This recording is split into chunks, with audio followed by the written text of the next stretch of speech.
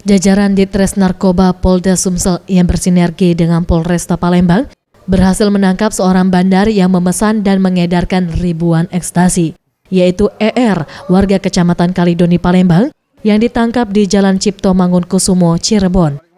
Direktur Reserse Narkoba Polda Sumsel, Kombes Pol Tommy Arya Dwianto, dalam gelar tersangka dan barang bukti yang dilakukan di Mapolda Sumsel mengatakan, penangkapan tersangka ER merupakan hasil pengembangan penyelidikan dari tersangka sebelumnya yang lebih dulu ditangkap oleh pihak kepolisian.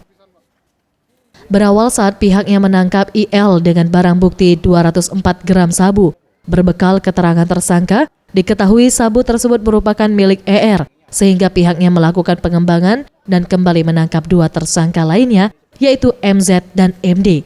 Keduanya merupakan warga Aceh yang diringkus di kawasan Musi Banyu Asin.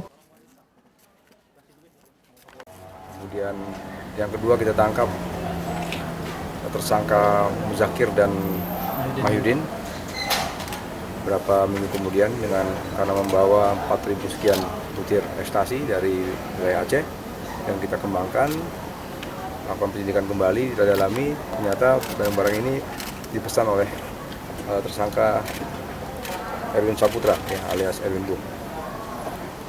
Ya, berdasarkan keterangan saksi dan hasil penyidikan bukti penduduk lain, kita temukan bahwa tersangka Erwin Bum lah yang memesan barang-barang ini. Dan kita lakukan penyidikan, ternyata yang bersangkutan tidak berada di Palembang, sudah meninggalkan rumahnya dalam waktu kurang lebih 2 bulan. Kita koordinasikan, kita cari, akhirnya ketemu di wilayah Indramayu.